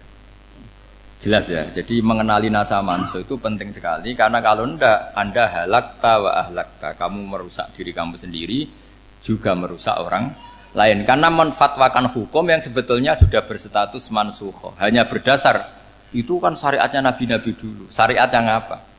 Syariat yang nggak pernah terhapus hanya satu, usuluddin, yaitu tauhid, itu sama. Tapi kalau syariat itu beda-beda atau furu'iyah itu beda-beda. Yaitu tadi saya beri contoh era nabi dulu kalau ada pakaian najis dipotong, dibuang. Era Nabi Muhammad dicuci. Orang kafir dihabisi oleh langit. Era Nabi Muhammad nggak boleh, bahkan didoakan Allahumma hdi qaumi fa innahum la ya'lam. Di Qur'annya apa? Wa in ahadum minal musyrikin astajaraka fajirhu hatta yasma'a kalam Allah tsumma ablighu ma'mana. Jadi kalau ada orang kafir nggak boleh main dihabisin, mereka beri peluang untuk mengkaji kitabullah hatta yasma'a kalam Allah. Kalau mereka sudah berpeluang ngaji, harus tsumma ablighu ma'mana, harus dijamin keamanan. Ya, karena apa? Dzalika bi annahum qaumul la ya'lamun. Bagaimanapun mereka memang karena tidak tahu. Nah, kenapa tidak tahu? Enggak. Karena tadi mereka tertutup oleh kultur yang beratus-ratus tahun. Mbah-mbahnya mereka menyembah batu, menyembah berhala. Ya tahunya itu ya Tuhan. Bagaimana Anda bisa menjelaskan sesuatu yang sudah beratus-ratus tahun kan tidak gampang. Maka ada periode dimaklumi, apa? Kalau era sampean kan, mosok waktu disembah saking gobloknya orang, kamu lahir kan sudah nyembah Allah, tidak nyembah batu. Bayangkan kalau kamu jadi mereka. Wong perut kamu saja disuruh makan pizza sakit kok, karena saking lamanya makan sambal kan gitu. Kamu bilang perempuan Indonesia saja cantik kok, saking lamanya jadi orang Indonesia. Padahal orang Indonesia tanyakan orang Eropa, cantiknya di mana? Kamu lahir di Afrika, bilang orang Afrika itu cantik, tanyakan orang Eropa, cantiknya di mana, hitam gitu kok. Jadi orang itu pasti terkooptasi oleh sekelilingnya. Orang Afrika akan bilang wanita Afrika itu cantik. Coba tanyakan orang Eropa, cantik apa enggak? Belas. Orang Eropa yang kulitnya gitu kata orang Eropa indah, kata sampean. Koyok anaknya kebo katanya udah jadi. Jadi orang itu akan terkooptasi oleh sekelilingnya. Bayangkan kalau semua orang nyembah berhala terus kamu ndak, alasan kamu apa? Kan menentang mayoritas. Dan itu berat. Maka dimaklumi oleh Allah, dzalika bi annahum qaumul la ya'lamun fi manah panyeruarah. Nah, pemakluman ini yang mulai sekarang terkikis. Orang main pukul saja enggak mau ngaji. Enggak mau ngaji Quran secara kafah. Jadi fatwanya Islam kafah tapi ngajinya Quran enggak kafah. Ngambil 1-2 potongan ayat dipakai dalil. Jadi Islamnya inginnya kafah tapi ngajinya Quran enggak. Kalau kafah ya hafal 30 juz itu. Kalau mau ya, kalau mau kafah ya hafal berapa? 30. Makanya saya sering bilang, saya sering dinasihati orang karena belum tahu saya ini hafal Quran. Bapak harusnya Islam itu kafah. Kata saya ya dimulai dari konsep Islam itu kafah dulu, apa ya hafal Quran secara kafah. Jadi ini penting saya utarakan. Bahaya sekali orang mengenali Islam tanpa mengenali nasah mansukh. Karena beberapa syariat Nabi sebelum kita itu berstatus mansukh. Terus contoh berikutnya. Ini nasah mansukh antar Nabi apa khusus internal Nabi? Antar Nabi aja agak selesai nih sampai subuh aja agak selesai. Contoh yang paling keren mungkin cowok semua senang. Nabi Dawud dulu istrinya berapa? 99. Nah itu kalau masih halal itu kan berarti jenengan tuh punya istri berapa? Wah kan ngeri betul. Punya satu aja repotnya gitu, apalagi berapa? Menjawab 99. Terus kamu bilang gini, ini kan syariatnya Nabi Dawud, Nabi kan bisa diikuti. Pernah ada periode di mana seperti itu boleh. Jadi makanya mau tidak mau mengenali nasah mansukh itu harus. Kalau ndak ya kamu masih berkeyakinan boleh beristri berapa? Nah ini penting saya utarakan, makanya Sayyidina Ali itu kalau ngetes calon mubalek, kira-kira kalau Kemenak dulu inginnya apa? Sertifikasi apa? Mubalek. Itu tanyanya gitu. Ta'rifun an-nassa wal mansukh, kamu apa tahu nasa mansukh? La. Jawabnya Sayyidina Ali, halak tahu ahlak tahu, kamu orang yang rusak. Karena tadi Takutnya ada syariat yang sudah mansukhoh dipakai. Itu tadi misalnya kita ini tidak umatnya Nabi Nuh, tapi pakai syariat Robbila tadar alal ardi minal kafirina. Terus ketiga begini, misteri manusia itu. Dan ini kita tidak pernah tahu sampai kiamat, tapi ini ilmu harus kita diskusikan. Misalnya saya ini namanya Bahaudin. Saya sekarang hidup sampai 2019 sekarang.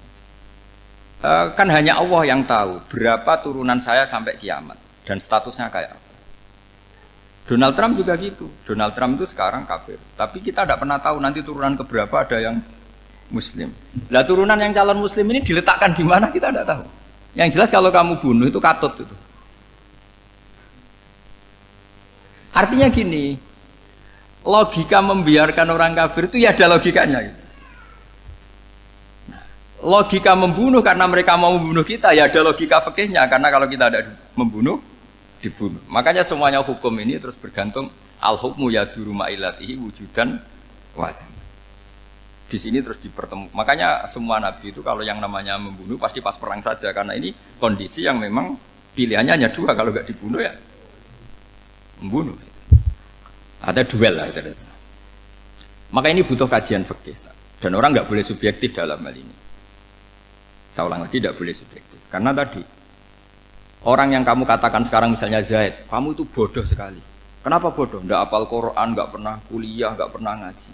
Ternyata Zaid ini bersemayam calon anak yang alim alama hafal Quran. Namanya Umar, tapi masih jadi sperma. Suatu saat Zaid itu punya anak alim alama. Kan banyak orang tidak bisa baca Quran punya anak hafid. Banyak nggak di Indonesia? Banyak nggak petani yang punya anak dekan? Petani punya anak dekan. Yang dekan punya anak naik kelas saja susahnya bukan main. Banyak kan? Nah ketika dibalik nanti ada dekan punya anak goblok, yang petani punya anak dekan, pinter mana? Kita tidak pernah tahu. Makanya ini kan ya sudah, kalau nggak pernah tahu ya bilang saja wallahu alam, kan selesai. Daripada keminter keliru kan ada wallahu alam. Makanya cerita favorit guru saya, Kiai Haji Maimun Zubair itu punya apa namanya Kiai Zubair. Itu cerita favoritnya itu ada santri namanya Soleh. Soleh itu alim alama. Orang Madura itu cara berpikir kan kalau kiai saja alim seperti itu, apalagi bapaknya. Pas bapaknya main ke pondok, santrinya ada ribuan. Bapaknya main ke pondok itu, sholat itu ya gak bener, gak sesuai sunnah Rasul lah kira-kira gitu. Sudah sholat itu gak bener, apa-apa gak bener. Masih ditakwil sama santri Madura, karena orang Madura itu kultus. Mungkin khilaf itu satu khusus, pokoknya perlakuan khusus. Suatu saat saking bodohnya orang itu, kenceng tuh pinggir musola. Wah ini nggak bisa ditakwil lagi, akhirnya nggak bisa ditakwil tuh nggak. Wah ini sudah nggak bener ini, nggak bener. Singkat cerita santri tadi nggak kuat matur ke kiainya, Pak Yai, jenengan sealim itu kok bapaknya segoblok itu. Kenapa? Ya, dia kenceng pinggir musola. Oh bapak saya tuh pinter sekali. Kok bisa? Karena beliau yang memutuskan saya mondok sampai saya jadi alim alama seperti ini. Yang bodoh itu mbah saya. Yang bodoh itu mbah saya.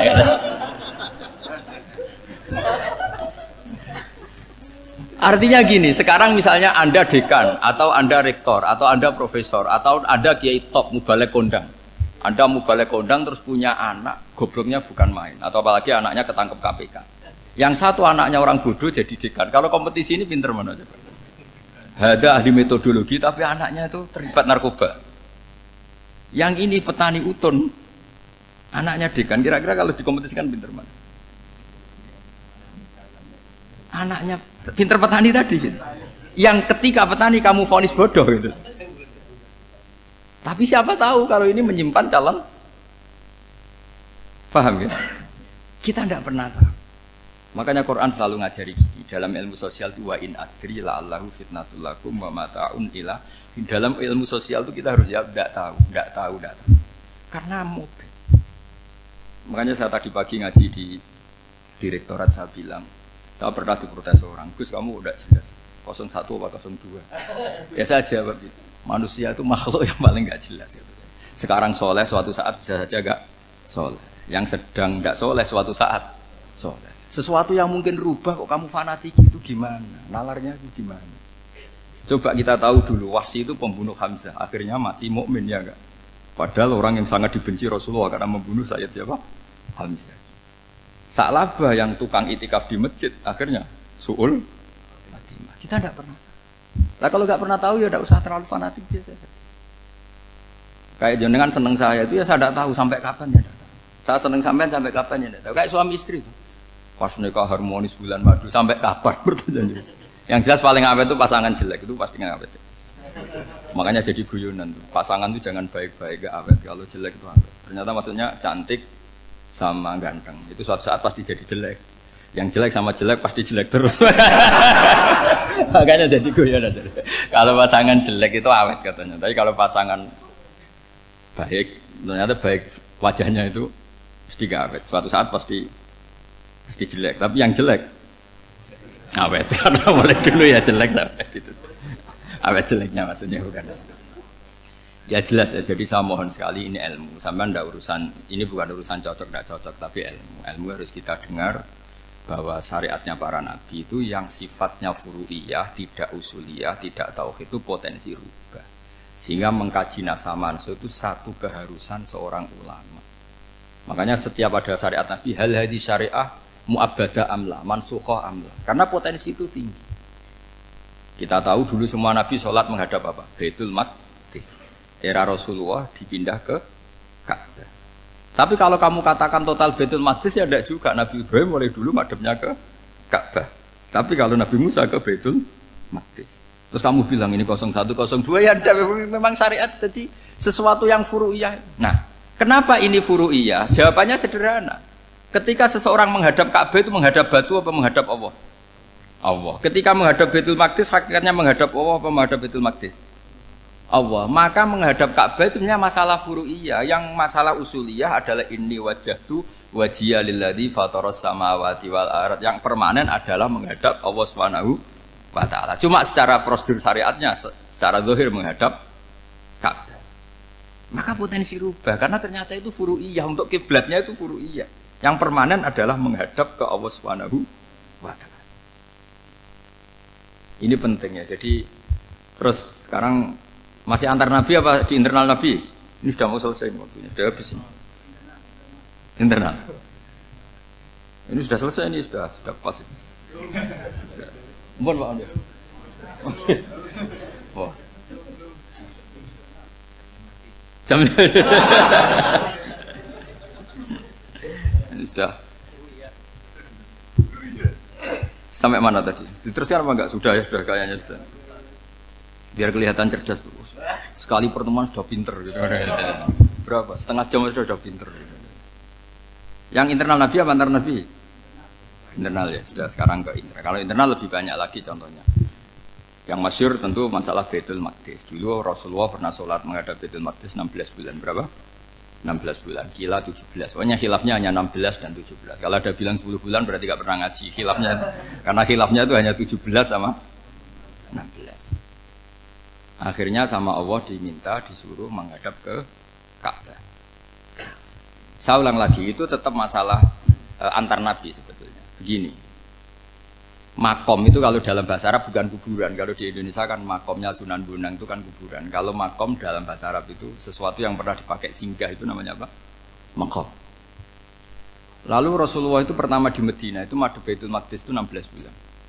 Orang Yahudi senangnya bukan main. Sampai mereka bilang gini, Muhammad tuh gaya-gaya nantok punya agama baru. Tapi kiblatnya ikut kita. Baguslah anak itu katanya. Masih tahu diri katanya. Bagus katanya itu masih tahu diri. Jadi senangnya bukan main orang Yahudi. Karena kiblatnya Muhammad sama dengan mereka. Ya tentu mereka jangkar Muhammad, bukan Sayyidina Muhammad atau Rasul Muhammad karena mereka masih gak iman. Nabi itu ya agak tersiksa karena beliau secara gen turunan Nabi Ibrahim dan kiblatnya Ibrahim itu Ka'bah. Agak tersiksa tapi sami'na wa ata'na tetap madhab ke Baitul Maqdis berapa? 16 bulan. Suatu saat Nabi Muhammad itu disuruh madhab Ka'bah. Ini dengerin. Akhirnya madhab ke Ka'bah. Apa yang terjadi? Orang Yahudi komentar gini, Muhammad itu gimana?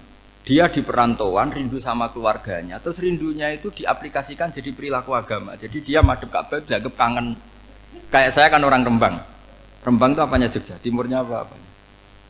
Nggak, Jakarta itu mana Jakarta itu? Barat sana ya? Ibaratnya saya orang Jakarta, terus merantau di Jogja. Dulu kiblatnya itu menghadap ke timur. Terus ketika madhep ke barat kata sampean, wah itu padune kangen apa?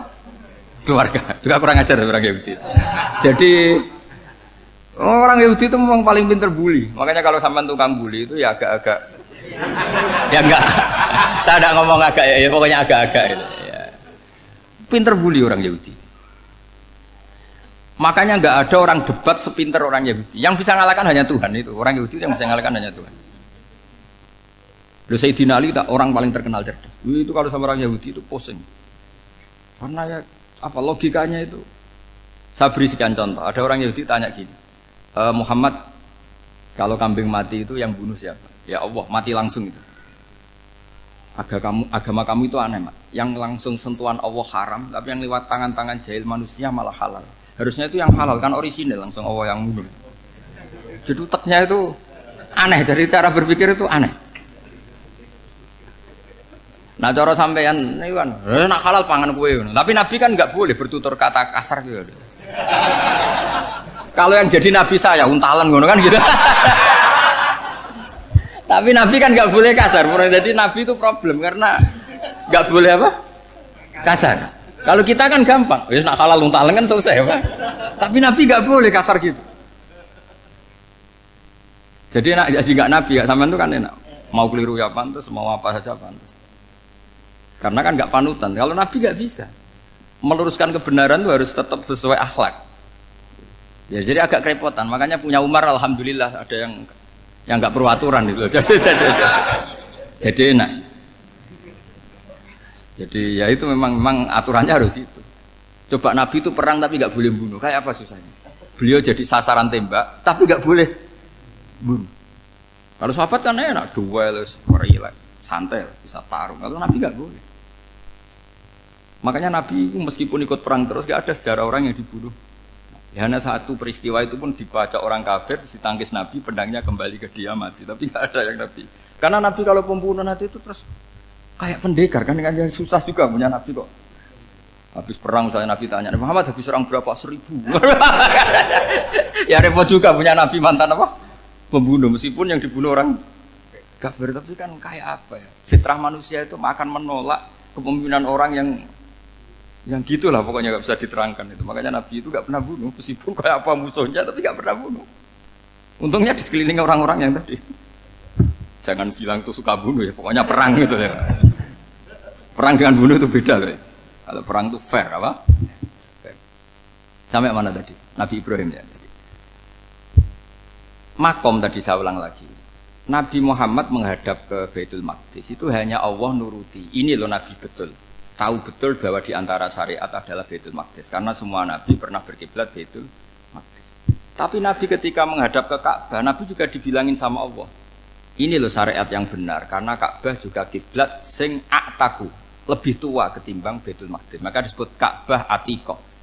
Ilal Baitil Atiq. Kalau Quran bahasakan Ka'bah apa? Wal yatawafu bil Baitil Atiq. Atiq itu tua sekali. Ya sudah. Ketika berstatus tua itu orang Yahudi seneng, mergo roh kelirune Muhammad. Mereka nantang, Muhammad ayo debat terbuka. Nabi rawuh. Bagaimana Anda bilang Ka'bah itu kiblat tertua? Wong Ka'bah itu pertama yang menghadap sana itu ya kamu. Semua Nabi menghadapnya ke Baitul Maqdis. Terus Nabi Muhammad mulai berargumentasi ilmiah tadi. Enggak, Ka'bah itu kiblatnya Ibrahim.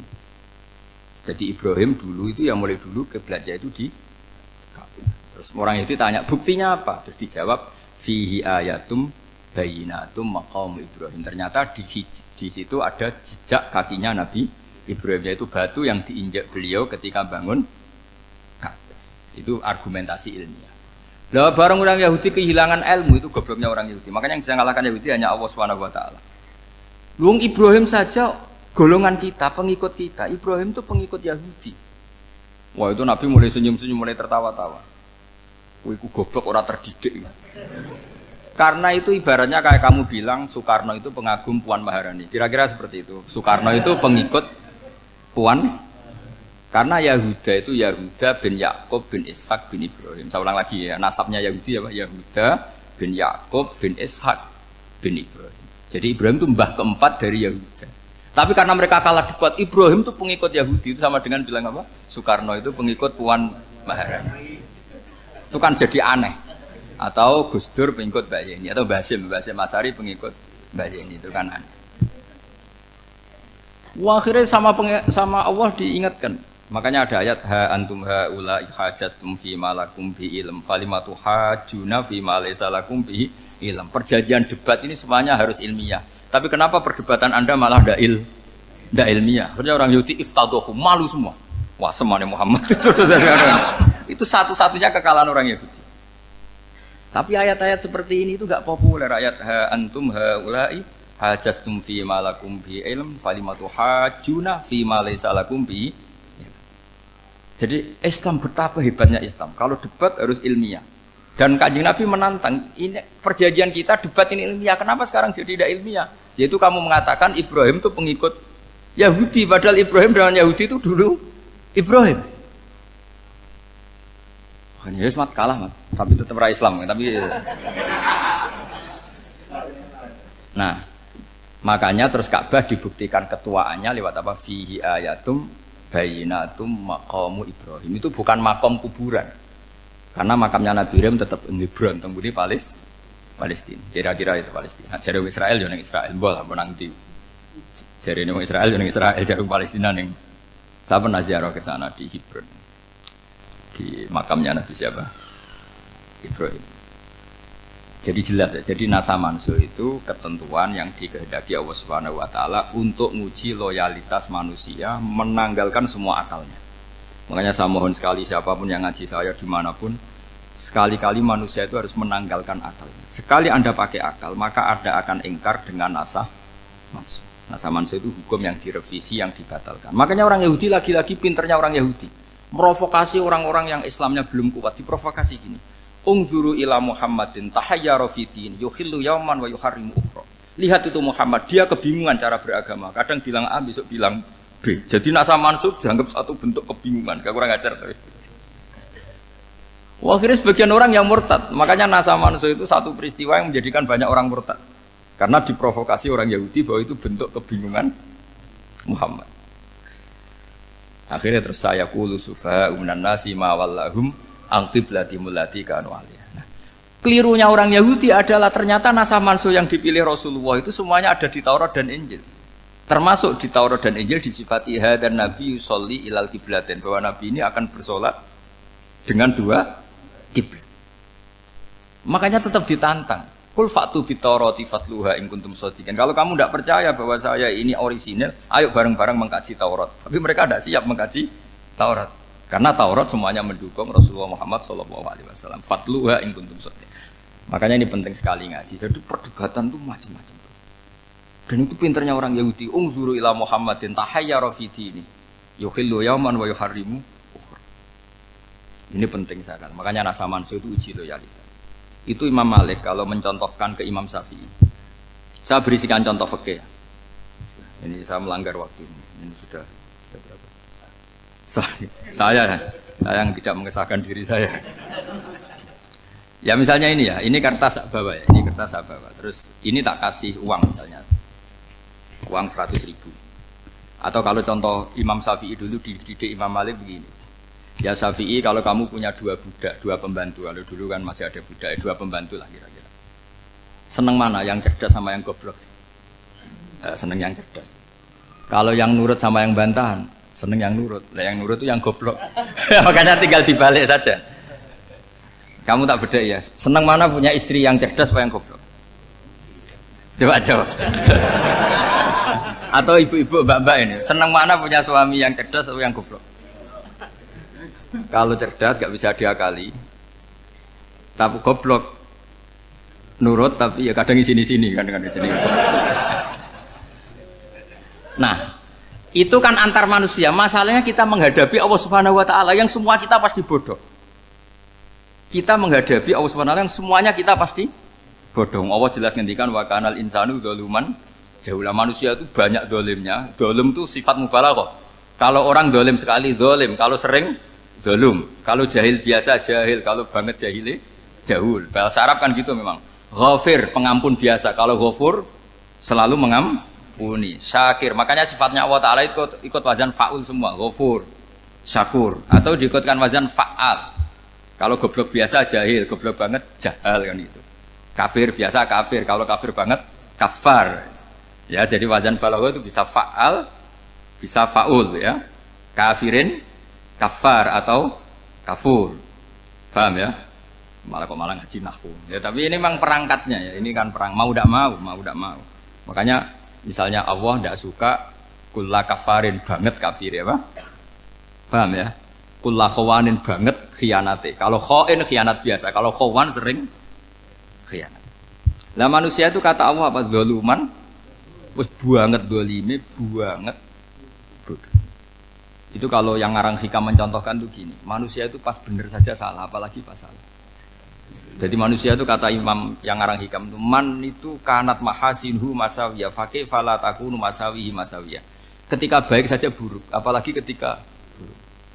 Coba kalau ada orang dermawan sama teman-temannya, tanyakan istrinya, duit dihambur-hambur, disekno konco ngalono bojo. Mesti gitu. Teman yang sering silaturahim ke teman-temannya, kata temannya baik, senang silaturahim, tanyakan istrinya, oh meninggali wong gitu. Jadi manusia pas baik saja ada buruknya, apalagi pas buruk. Makanya dulu bapak saya ngajarin saya istiqomah ya apik ya, tapi kadang-kadang nak keterusan itu istiqomah ngangkangi orang dia tidak punya kesempatan. Misalnya ada imam masjid ngimami terus sampai tua sampai mau mati, itu istiqomah apa tidak memberi peluang yang lain? Tidak jawab aja. Jadi itu manusia. Jadi pas baik saja buruk, apalagi pas buruk. Kayak saya gini di sini ngajar baik, tapi saya ada tidak sopannya harus di atas. Padahal banyak orang sepuh, ada Pak On, ada beberapa yang kan terpaksa nggak sopan. Tapi sama yang nyuruh, berarti sama yang dosa. Kemarin-kemarin saya minta di bawah supaya ganjaran saya utuh, ini gara-gara begini ganjaran saya ini agak terkredit apa terdebat itu karena itu saya teruskan. Jadi manusia itu punya sisi itu karena manusia itu dzalum dan apa jahul wa kanal insanu dzaluman. Problemnya ini ngadepi Allah yang selalu pinter, yang kita selalu bodoh.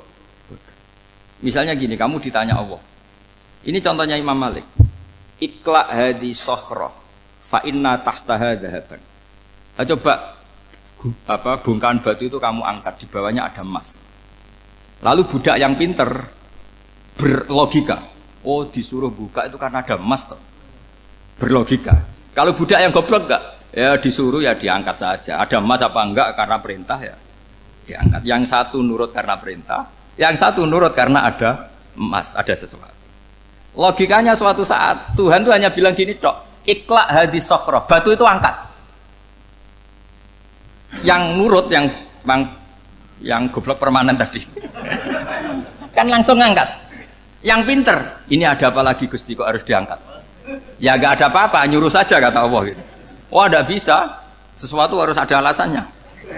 Itu kira-kira mangkel loh enggak? Oh mangkel. Nah, logikanya manusia seperti itu. Makanya dua murid pinter, di rakyat pinter, presiden ya susah mesti demo. Goblok ya susah di sini uang. Ini kan nggak ada pilihan. Memang manusia itu nggak ada pilihan. Nah sekarang masalahnya gini di fikih ini, saya kembali lagi ke fikih. Pertanyaannya secara fikih begini. Misalnya iddah. Iddah itu seorang perempuan ditinggal mati suaminya atau ditinggal atau cerai. Itu kan ada namanya apa? Iddah. Iddah itu memastikan apa tujuannya? Memastikan rahim itu steril dari mani atau sperma zaut awal. Supaya nanti kalau dinikah orang lain tidak terjadi ikhtilatul ansab, nasab. Oke, berarti iddah kita beri argumentasi secara ilmiah li baro'atir rohmi. Jadi misalnya Zaid menceraikan istrinya Sri dalam keadaan masih bisa haid. Iddahnya 3 kali masa suci. Wal mutallaqatu yatarabbasna bi anfusina salah satu guru. Lalu karena secara teori medis kalau haid berarti bukti tidak hamil. Apalagi kalau haidnya terulang-ulang sampai 3 kali pasti tidak hamil. Sehingga kalau nanti dinikahi orang lain pasti kalau ada anak ya anaknya zaud sani atau zaud kedua. Berarti alasan iddah li baro'atir rohmi. Oke, kita sok pinter, sok bijak. Pertanyaannya adalah sekarang sudah baru 1 bulan suaminya di Malaysia nggak pernah ngumpuli, dicek di medis juga berbukti tidak hamil. Apakah boleh tanpa iddah? Semua ulama mengatakan tidak boleh. Tapi ini kan rahimnya jelas bersih. Ya karena iddah itu nuruti perintah pangeran, pokoknya tetap iddah 3 kali masa suci. 3 kali masa suci atau masa haid, itu ada perdebatan ulama. Tapi kan ini terbukti bersih Gus. Meskipun terbukti bersih, kata Allah harus iddah 3 bulan atau berapa? Kira-kira 3 bulan, 4 bulan ya tetap harus iddah. Kowe milih mana? Sok pinter, Gusti. Berhubung ini, pangeran mbok terangno gitu. Berhubung. Jadi Tuhan apa mbok wari? Berhubung Gusti. Ini jelas steril dari sperma zaut awal. Enggak usah iddah Gusti. Sama aja kamu disuruh majikan kamu ikhla hadis sakhra. Berhubung enggak ada apa-apa, enggak usah ya. Kira-kira mangkelno ndak budak yang seperti itu? Mangkel. Maka dibutuhkan kebodohan dalam beragama.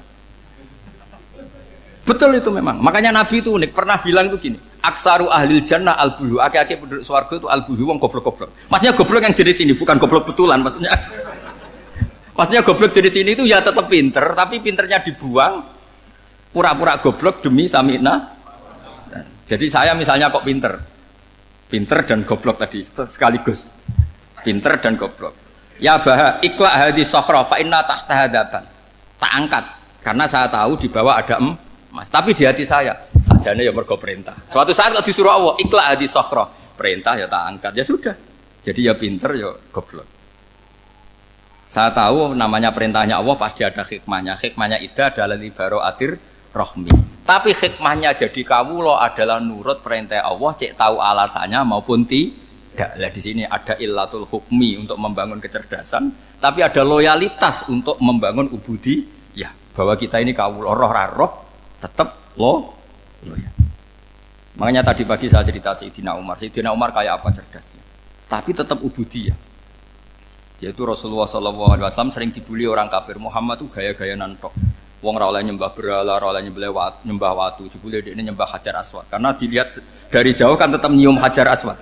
Coba kalau kamu lihat dari jauh, kamu sujud dari jauh kan kayak sujud sama batu.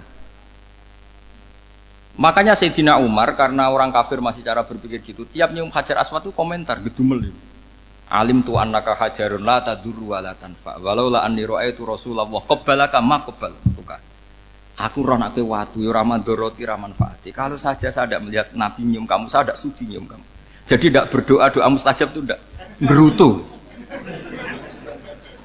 Karena apa? Umar tahu ini masalah secara tauhid. Kalau saya doa di depan Hajar Aswad nanti dikira syirik karena berdoa di depan batu. Tapi kalau saya tidak nyium nyulayani sunnah Rasul yaitu nyium Hajar wis tengah-tengah nyium sambil gerutu itu sudah kompromi. Ya nyium tapi gerutu. Kayak apa? Makanya ya cerdas tapi ya goblok tadi ya cerdas. Itu uniknya Rasulullah. Jadi muji orang pintar ya sudah langit. Tapi Nabi pernah dalam satu hadis mengatakan aksaru ahlil jannah al-bulbu. Aki-aki penduduk swarga itu orang bodoh. Artinya orang bodoh itu bukan bodoh betulan. Dia meninggalkan akalnya demi loyalitas ubudi. Nah, untuk menutup sesi ini terakhir betul tak tutup setelah ini selesai. Untuk menutup itu bukti begini. Perang Badar itu perang yang nggak mungkin dimenangkan umat Islam karena orang kafir itu 1000 dengan pasukan full dengan peralatan perang full. Rasulullah itu tahun kedua Hijriah itu pasukannya hanya 313. Itu pun pedang itu untuk orang 5 itu hanya ada pedang 1. Jadi kalau mau dibaca orang sih kamu milih pedangnya aku. Itu kan nggak kebayang perang dalam keadaan seperti itu. Jadi mesti kalah, orang kok mungkin kalah mesti. Tapi Nabi tetap bilang saya ini disuruh Allah perang ya harus berangkat. Yaitu perang Badar. Kata para sahabat, ya Rasulullah ini nggak masuk akal, sudah nggak usah perang ini nggak masuk akal, mau setor nyawa. Sudah gitu dadaan, nggak ada persiapan. Lucunya apa? Sahabat itu ketika Nabi tetap berangkat. La akhrujanna walau waqti. Nabi menginginkan saya tetap berangkat meskipun sendiri.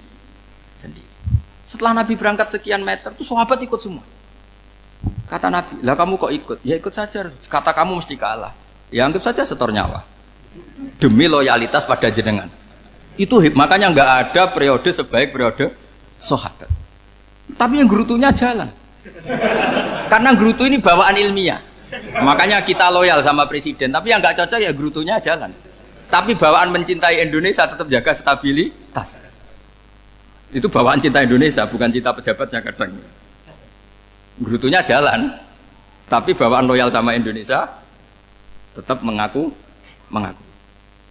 Bawaan loyal sama Rasulullah tetap ikut perang, bawaan akal karena nggak masuk akal ya gerutu.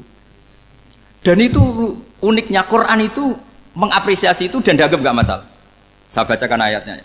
Kama akhrajaka rabbuka min baitika bil haqq wa inna fariqam minal mu'minina lakarihun yujadilunaka fil haqqi ba'dama tabayyana ka'annama yusaquna ilal mauti wa hum yanzurun.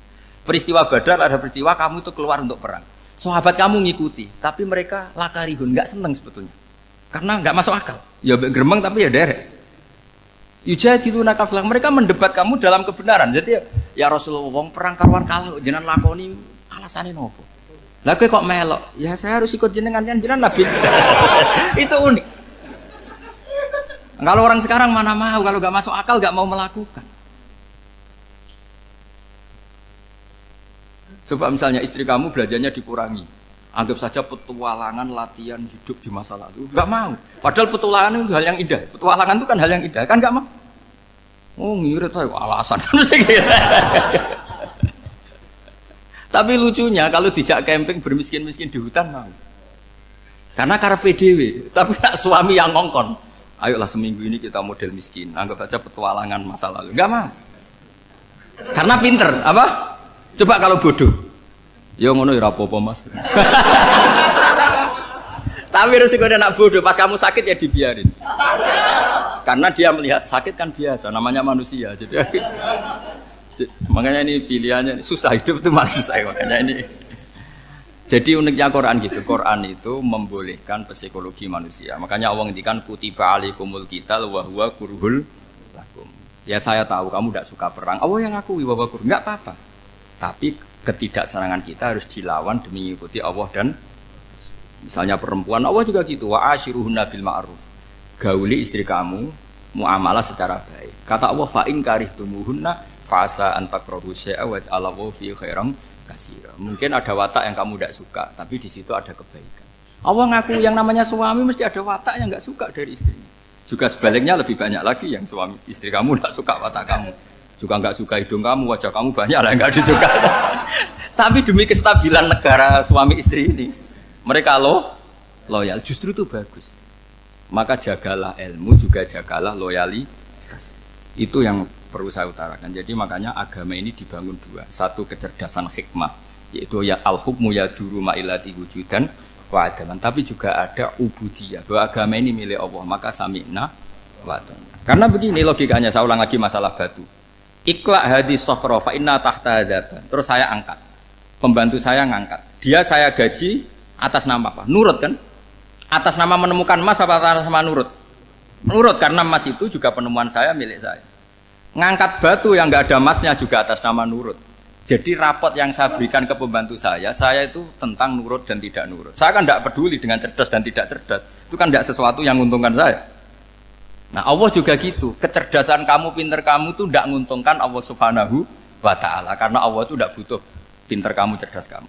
Allah hanya butuh mental ubudiyah kamu. Makanya Allah mensifati nabinya hanya subhanalladzi asra bi abdihi, karena status tertinggi manusia adalah sifat kehambaan. Makanya ya Tuhan nafsul mutmainnah irji'i ila rabbiki radiyatan mardiyah fadkhuli fi ibadi. Berstatuslah sebagai hamba baru wadkhuli jannah.